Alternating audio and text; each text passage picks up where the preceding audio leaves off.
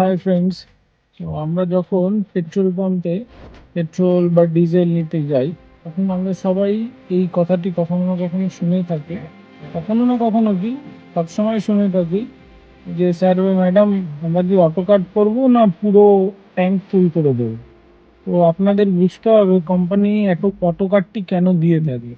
তো আমাদের গাড়িতে যে ফিউলের ট্যাঙ্ক থাকে সেখানে একটা লিমিটেড লেভেল অবধি আমরা তেল ভরতে পারি। তারপরে যে স্পেসটা থাকে সেটা হচ্ছে আমাদের গাড়ি চলার সময় পেট্রোল বা ডিজেলের যে জার্কিং হয়, তো ওই জার্কিং এর জন্য একটা স্পেস দরকার, এবং ওই জার্কিং এর জন্য আমাদের গাড়িতে পেট্রোল ট্যাঙ্কের মধ্যে বা ডিজেল যে ট্যাঙ্ক থাকে সেখানে বিভিন্ন টাইপের গ্যাসও জেনারেট হয়।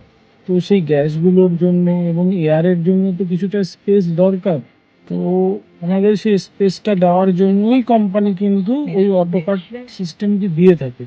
তো নেক্সট টাইম যখন ফিউলিং স্টেশনে যাবেন, দয়া করে সবাইকে বলবেন যে অটো কাটই করুন।